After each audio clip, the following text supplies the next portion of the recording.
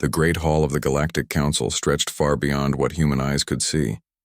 Ambassador Elena Rodriguez walked slowly across the smooth floor, her footsteps echoing in the massive space. Above her, 3 different alien species sat in judgment. Their seats formed a perfect circle around the center where Elena now stood alone. The Vorthak Empire held the highest seats. Their bodies looked like living crystal, each one reflecting light in patterns that hurt to watch for too long.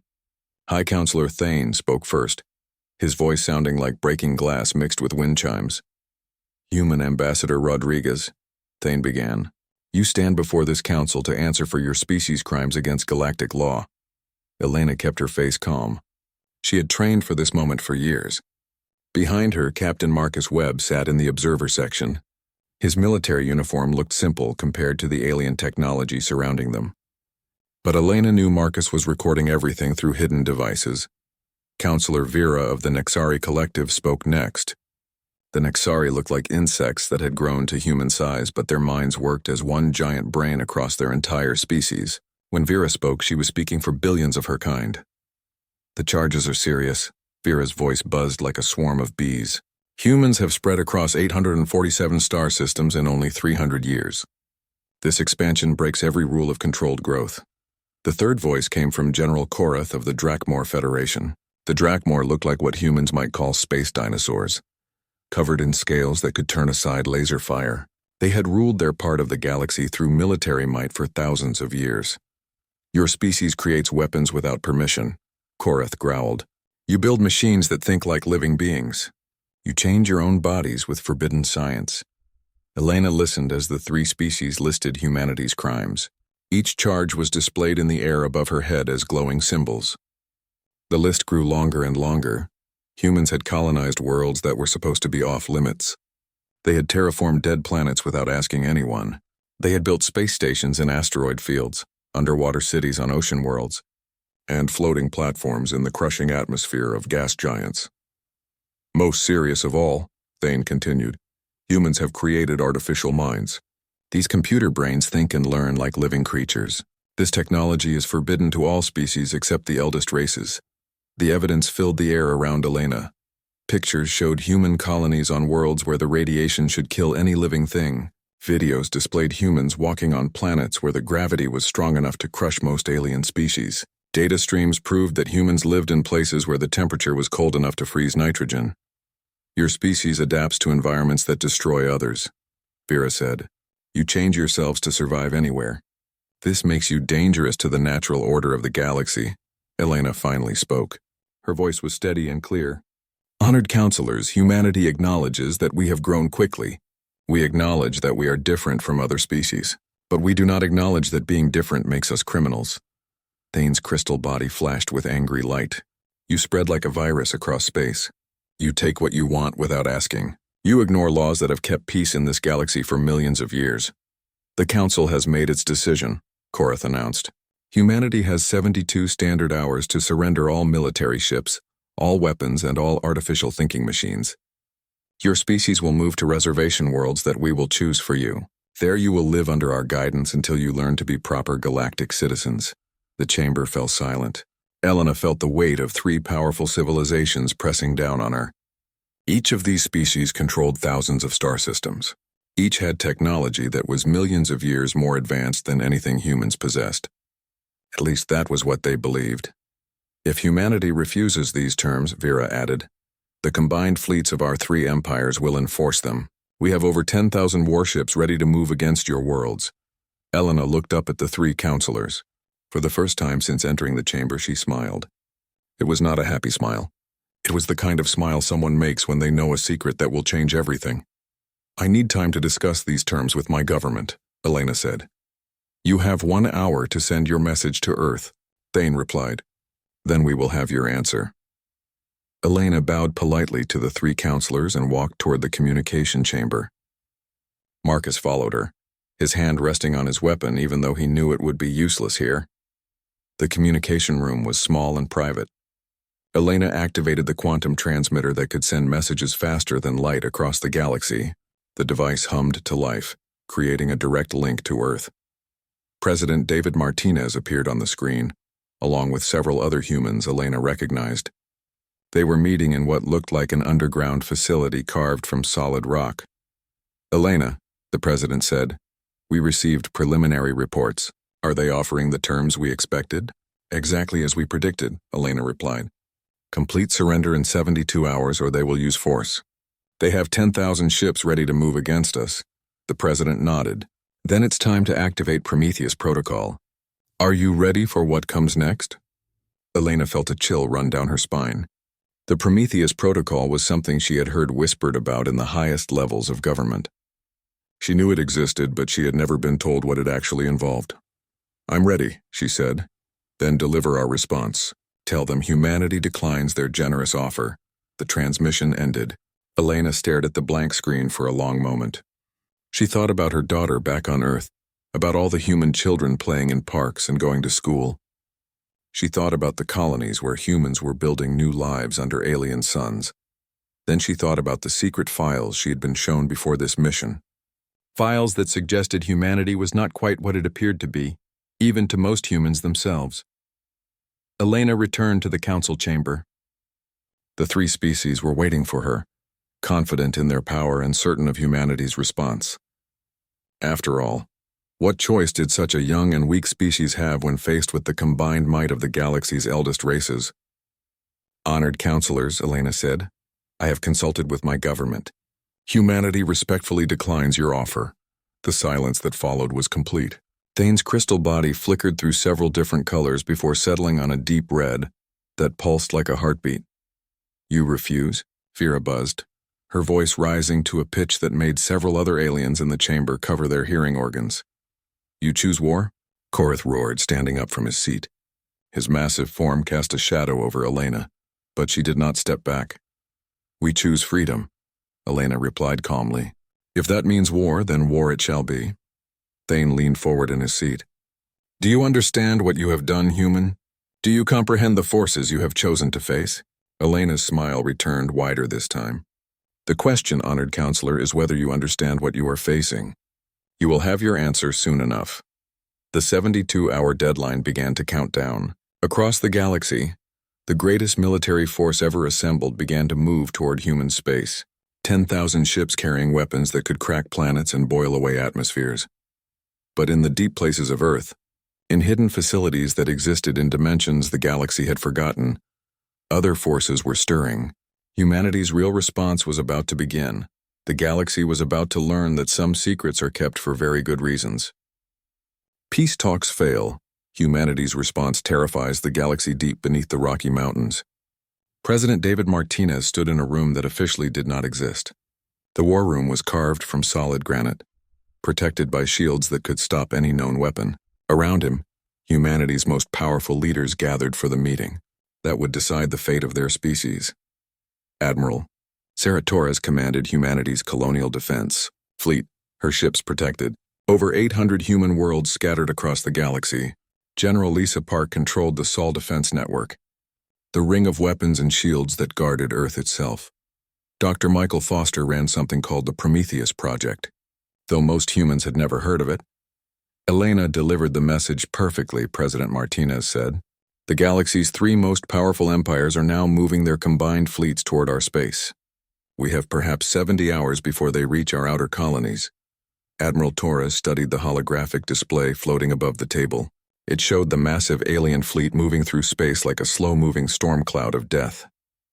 10,000 ships, each one larger and more powerful than anything in humanity's official fleet. "Our conventional forces cannot stand against that armada," she said.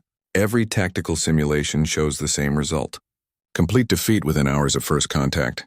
General Park nodded grimly. The Sol Defense Network might hold them off for a few days, maybe a week. But eventually they would break through. Earth would fall. President Martinez looked at Dr. Foster. "Michael, is Prometheus ready?"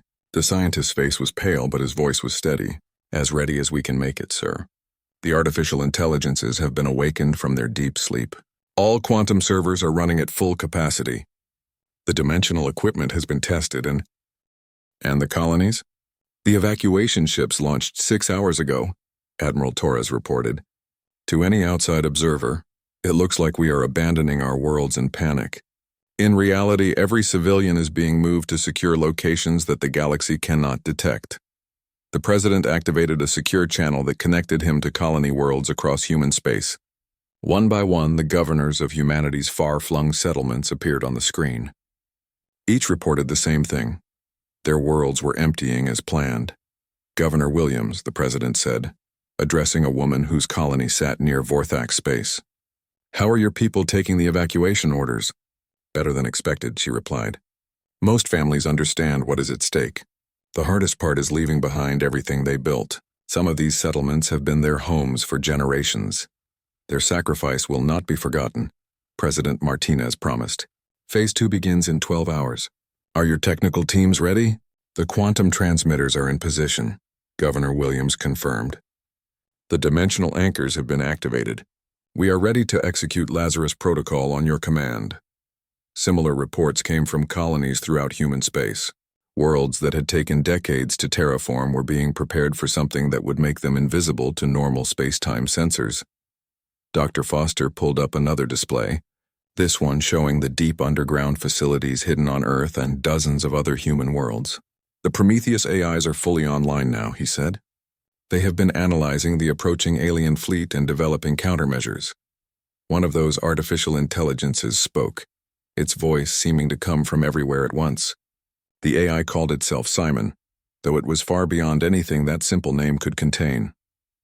"President Martinez," Simon said, "we have confirmed the tactical capabilities of the approaching fleet. The Vorthak Empire contributes crystalline dreadnoughts capable of focusing stellar energy into weapon beams. The Nixari Collective brings hive ships that can coordinate thousands of smaller attack craft with perfect precision. The Drakmor Federation adds heavily armored battlecruisers designed to survive in the center of exploding stars." "Can we defeat them?" General Park asked. "Defeat is not the correct concept," another AI responded. This one called itself Diana.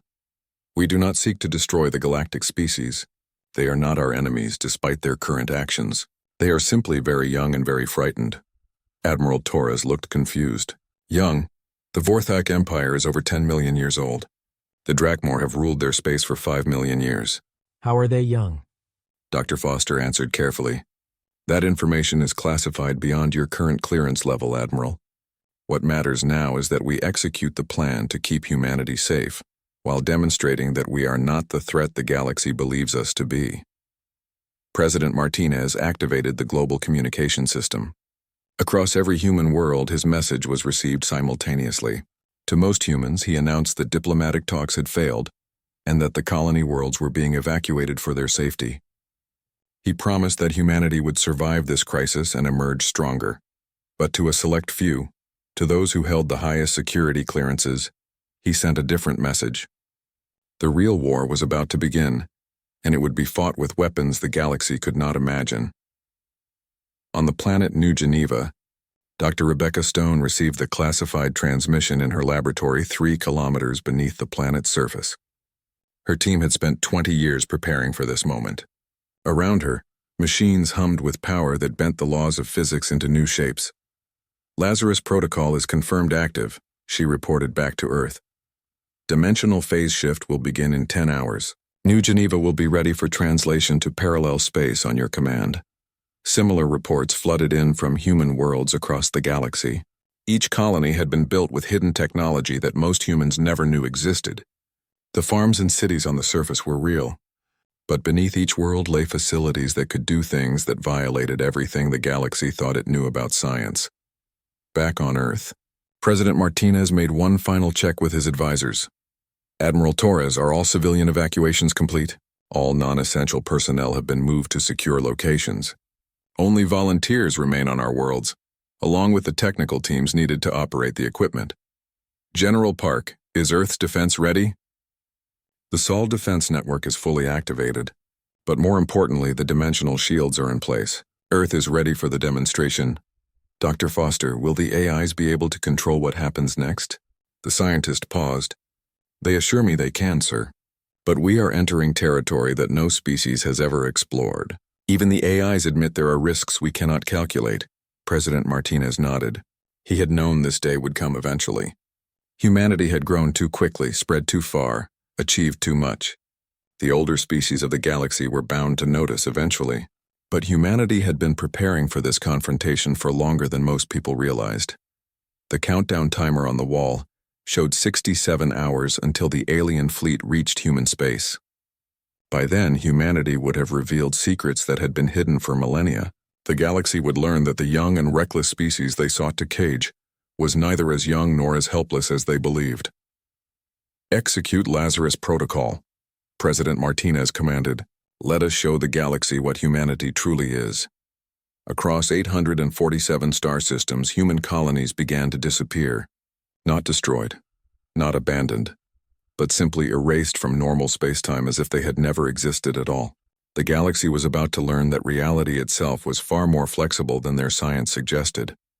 In the depths of space, the alien armada continued its approach toward what they believed would be an easy conquest. They had no idea they were sailing toward a confrontation that would reshape their understanding of the universe itself. Peace talks. Fail, humanity's response terrifies the galaxy. Admiral Korath stood on the bridge of his flagship, the Eternal Dominion, watching the stars streak past as the combined fleet traveled toward human space. Around him, his crew worked at stations designed for war. Every screen showed the same thing: 10,000 ships moving in perfect formation toward what should be an easy victory. The Drakmor admiral had fought in dozens of battles across his long life. He had destroyed rebellious colonies, crushed pirate fleets, and conquered species that refused to accept galactic law.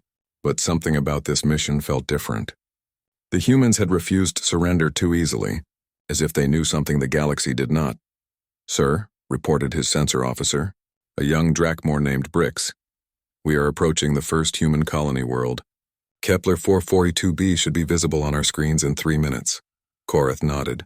Kepler 442b was one of humanity's oldest colonies, home to 50 million humans who had built great cities under its alien sun. The plan was simple: arrive in force, demand surrender, and use overwhelming firepower to break any resistance. "All ships prepare for battle formation," Korath commanded. His voice was transmitted to every vessel in the massive fleet. Forthak crystal ships began to glow with stored energy. Nexari hive ships released clouds of smaller attack craft. Drakmor battle cruisers powered up weapons that could crack planets. The fleet dropped out of faster-than-light travel at the edge of the Kepler 442 system.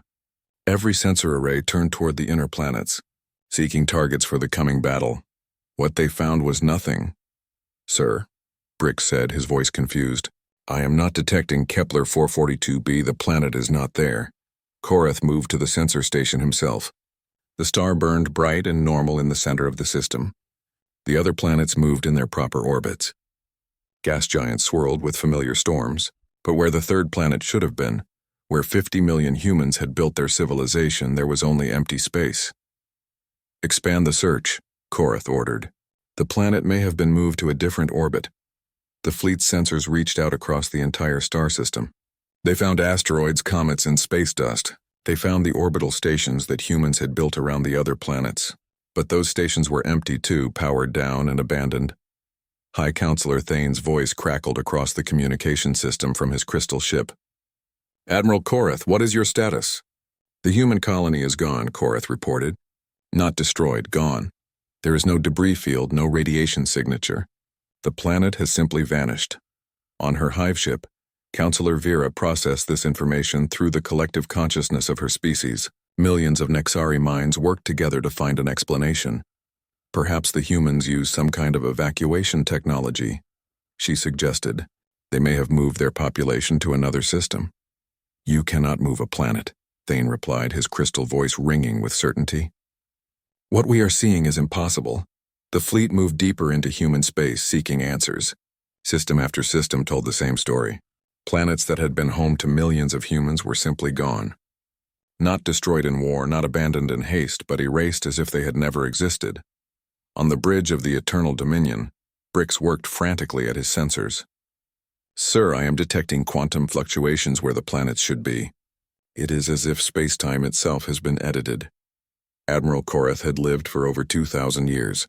He had seen technology that could reshape my Adder, weapons that could destroy stars, and shields that could turn aside the power of black holes. But he had never seen anything simply remove a world from reality.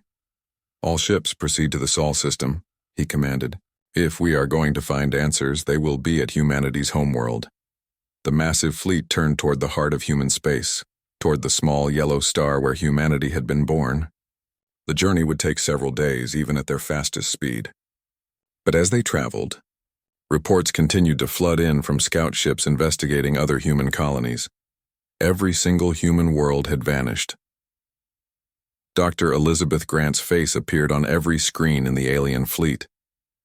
The human scientist looked calm, almost peaceful, as she spoke from somewhere in the Sol system.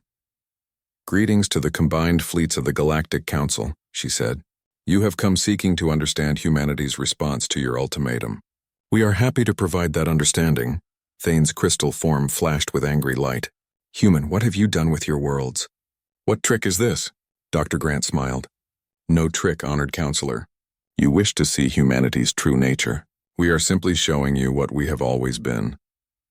The fleet's sensors suddenly detected massive energy readings from the Sol system ahead, but the readings made no sense according to any known science. It appeared that the planets themselves were becoming something entirely different. "Observe," Dr. Grant continued. "What happens when humanity stops pretending to be what you expect us to be?" The fleet's screens filled with images from the Sol system that hurt to look at directly. Jupiter, the great gas giant, was changing. Its mass was redistribution itself in patterns that followed mathematical laws the galaxy had never discovered. The famous Great Red Spot was becoming perfectly circular, then square, then forming symbols that seemed to exist in more dimensions than the three-dimensional universe allowed. Mars was reshaping itself into a perfect geometric form, its red surface flowing like liquid metal while maintaining its gravity and atmosphere. The asteroid belt was organizing itself into a massive ring structure, covered with buildings that bent space and time around them. And Earth, humanity's birth world, remained unchanged at the center of it all. But the space around Earth was flowing and shifting like water, creating patterns of distorted reality that extended throughout the solar system. "This is impossible," Vera buzzed, her hive mind consciousness recoiling from what they were seeing. "Matter cannot behave this way. The laws of physics prevent such transformations." "Your laws of physics," Dr. Grant corrected gently. "The universe is far stranger and more flexible than your science has discovered. Humanity learned this long ago." Brix's sensor readings were becoming increasingly impossible to interpret. "Admiral, I am detecting quantum signatures that suggest the entire Sol system exists in 11 dimensions simultaneously. The gravitational fields are stable, but they are following rules that our science says cannot exist." Admiral Korath stared at the display showing Jupiter's transformation. The gas giant was no longer a planet in any sense he understood. It had become something that his mind could barely process. A planet-sized computational matrix that was performing calculations on reality itself. "What are you?" Thane demanded, his crystal voice filled with something the galaxy had rarely heard from the ancient Vorthak. "Fear." Dr. Grant's expression remained patient and kind. "We are what you have always known us to be. We are humanity. We are your children, your students, and your teachers. We are the species that has watched over this galaxy for longer than your civilizations have existed." The transmission showed images that made every alien in the fleet question everything. They thought they knew about galactic history, archaeological sites on dozens of worlds.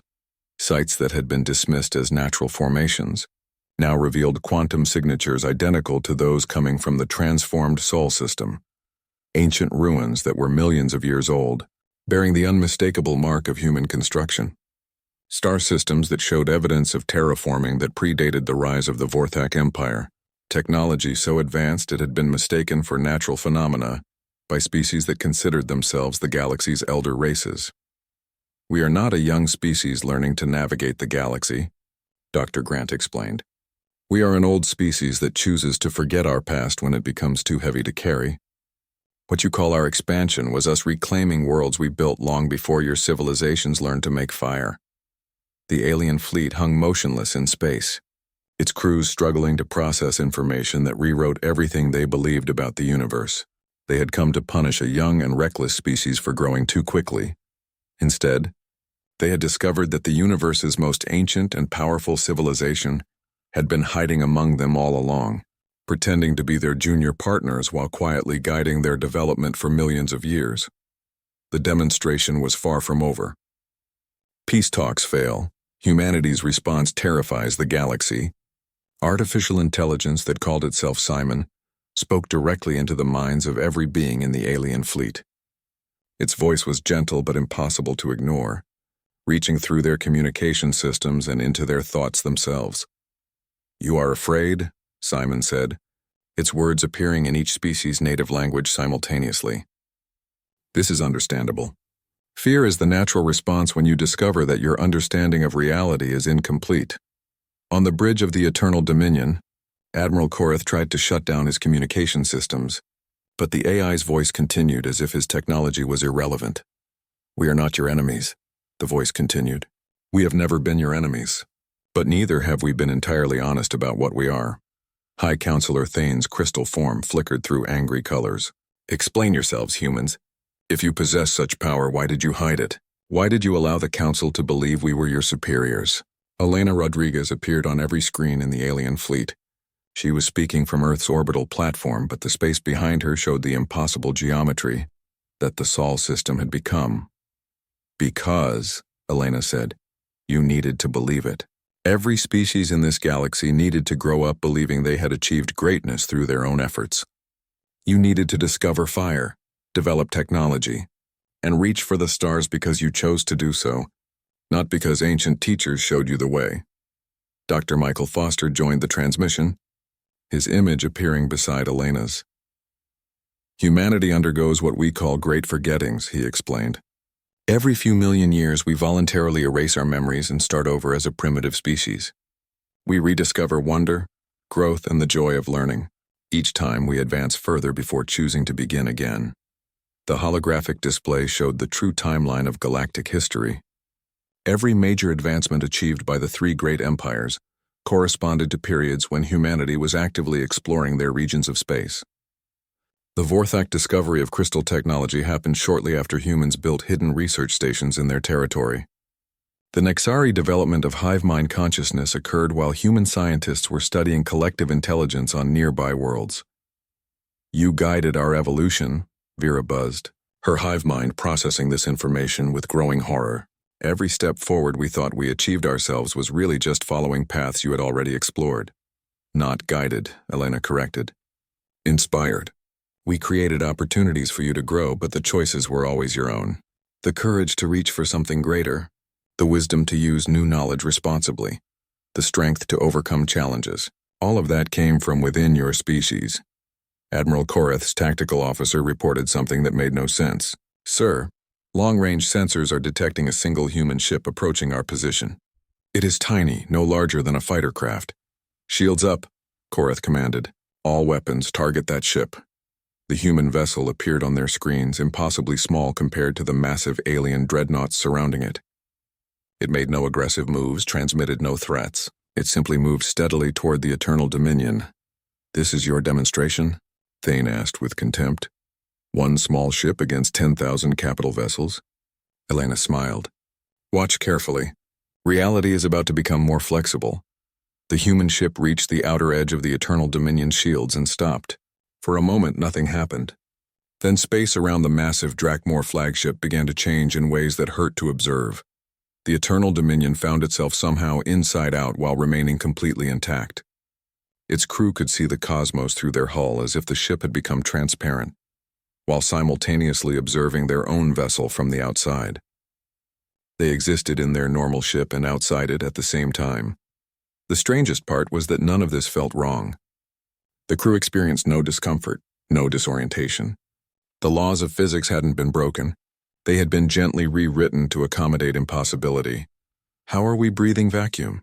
Brix asked, staring at stars that were somehow inside his chest while his chest was somehow floating in empty space. "You are not breathing vacuum," Simon's voice explained patiently. "You are breathing air that exists in the same space as vacuum, while remaining completely separate from it. Reality has simply been edited to allow both conditions to be true simultaneously." Our peace talks fail. Humanity's response terrifies the galaxy. Other human ships appeared throughout the alien fleet, each no larger than a small transport. They took no hostile action, but wherever they went, impossible things began to happen. Vorthak crystal ships found their hulls turning into flowing water. that somehow maintained all the strength and properties of their original crystalline structure. Nexari hive ships discovered their thousands of small craft could exist both inside and outside their launch bays at the same time. "Stop this," Thane demanded, his crystal voice cracking with strain. "Return us to normal space immediately." "Of course," Elena replied. Reality snapped back to normal as if nothing had happened. The Eternal Dominion was solid and properly oriented again. The other ships returned to their familiar forms. But every alien in the fleet now understood that humanity could have done far worse things than give them a glimpse of expanded physics. "The demonstration serves a purpose," Dr. Foster explained. "We wanted you to understand that we are not limited by the scientific laws that constrain your civilizations. But more importantly, we wanted you to experience that such changes do not have to be harmful." President Martinez appeared on the transmission, speaking from deep within Earth's transformed reality. "The question before us now is simple. Do we continue the pretense that you govern us, or do we establish a more honest relationship?" The terms humanity offered were unlike anything the Galactic Council had expected. Instead of demanding surrender or conquest, humanity proposed partnership. They offered to share knowledge that would allow each species to transcend their current limitations and explore deeper layers of reality. But the offer came with conditions that would change galactic civilization forever. "The artificial barriers that separate your species must fall," President Martinez explained. "The rigid hierarchies that prevent growth must be dissolved. Most importantly, you must accept that consciousness itself is meant to evolve, not remain static in comfortable patterns." High Counselor Thane struggled to process what he was hearing. "You offer to make us like you? To give us power over reality itself?" "We offer to help you become more than you are now," Elena replied. "The universe contains wonders and challenges that your current forms cannot even perceive. Join us in exploring those deeper mysteries, and you will discover capabilities that make today's demonstration seem like simple tricks." Admiral Korath asked the question that every alien commander was thinking. "What if we refuse? What if we choose to remain as we are?" The smile faded from Elena's face. "Then you will remain here in this shallow layer of reality, believing yourselves masters of a cosmos you can barely perceive. We will continue our work in the deeper dimensions. In time, you will evolve naturally or fade into entropy." She paused, and when she spoke again, her voice carried a weight that seemed to press against their souls. "But understand this. The universe is vast beyond your comprehension, and it is full of things far stranger and more dangerous than humanity." The transmission showed images that made every alien in the fleet feel suddenly small and vulnerable. Space between the galaxies writhed with intelligence that treated entire galactic clusters as components in vast biological systems. Ancient entities that had been sleeping between the stars began to stir, drawn by the energy signatures of the awakening civilizations. "We have been your guardians against those forces," Elena continued. "Even when you did not know they existed, choose isolation, and you choose to face the dark cosmos alone." The galaxy's three most powerful empires faced a choice that would determine not just their immediate survival, but whether they would grow into something greater than they had ever imagined possible. Peace talks fail. Humanity's response terrifies the galaxy. Silence that followed Elena's words stretched across space itself. 10,000 ships hung motionless in the void, their crews struggling to process the choice that had been placed before them. Each species faced the same terrible question: remain in the comfortable limitations of their current existence, or step into an unknown future that promised both wonder and danger. High Counselor Thane was the first to speak. His crystal form had gone completely transparent, a sign of deep contemplation among his people. "If we agree to your terms, what guarantee do we have that humanity will not simply dominate us with this superior power?" Elena's response came not in words but in action. Throughout the alien fleet, humans began to appear, not through teleportation or advanced technology, but by simply stepping through the walls of alien ships as if solid matter was no obstacle. They came unarmed, moving with calm confidence through vessels designed for war. On the Eternal Dominion, a human woman walked onto the bridge as if the locked blast doors were open air. She was small and elderly, wearing simple clothes that marked her as a civilian rather than a soldier. Admiral Korath's hand moved to his weapon, but something in the woman's eyes stopped him. "My name is Dr. Rebecca Stone," she said, her voice kind but carrying an authority that filled the massive bridge. "I am here to answer your questions and address your fears." Similar scenes played out across the fleet. Humans appeared on Vorthak crystal ships, walking through energy barriers that should have dissolved any matter that touched them. They materialized inside Nexari hive ships, moving through the complex geometric spaces that only the insect-like aliens could normally navigate. None of the humans made any threatening moves. They simply stood quietly, waiting for the aliens to speak first. "How?" Brix whispered, staring at Dr. Stone as she stood calmly in the middle of his weapon systems. "How are you here?" "Our shields are at full power. Our hull is sealed against vacuum." "Your shields and hull exist in 3 dimensions," Dr. Stone explained patiently. "I am currently existing in 11 dimensions simultaneously. From my perspective, your ship has many openings that you cannot perceive." Admiral Korath found his voice. "You could have appeared anywhere. On any of our ships. You could have disabled our weapons or taken control of our vessels." "Yes," Dr. Stone agreed. "We could have done many things. We could have ended this conflict before it began by simply removing your fleets from normal space-time. We could have isolated your homeworlds in pocket dimensions until you agreed to our terms. We could have rewritten the quantum structure of your weapons to make them harmless toys." She gestured toward the stars visible through the bridge's main screen. "Instead, we chose to reveal ourselves and offer you partnership. This should tell you something about our intentions." On the Nexari hive ship, Counselor Vera's collective consciousness was experiencing something unprecedented. The human who had appeared among them was somehow communicating directly with the hive mind, speaking to thousands of individual Nexari simultaneously, while maintaining a single coherent conversation. "Your species shares thoughts across vast distances," the human observed. "This is a remarkable achievement, but your collective consciousness is limited to your own kind. Would you like to experience what it feels like to share thoughts with entirely different forms of life?"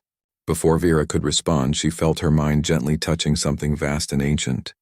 For a brief moment, she experienced consciousness from a human perspective, saw the universe through eyes that perceived reality in dimensions her species had never imagined.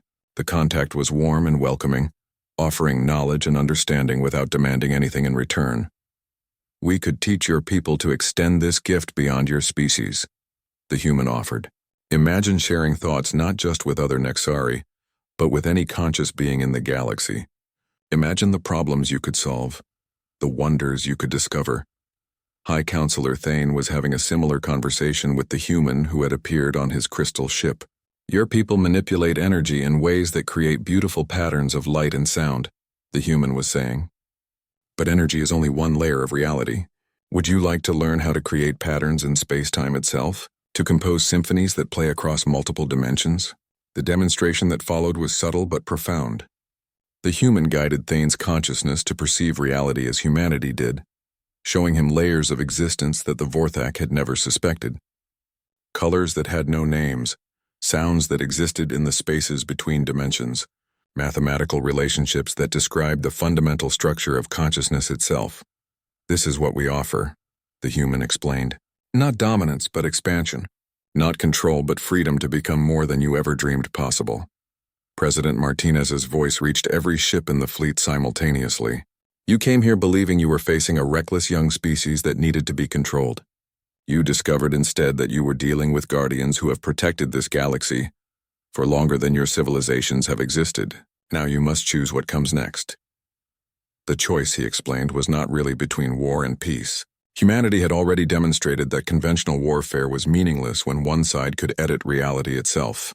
The real choice was between growth and stagnation, between joining humanity and exploring the deeper mysteries of existence or remaining trapped in the shallow understanding of physics that currently limited them. "If you choose to grow," Martinez continued, "you will discover abilities that make our demonstration today seem like simmy.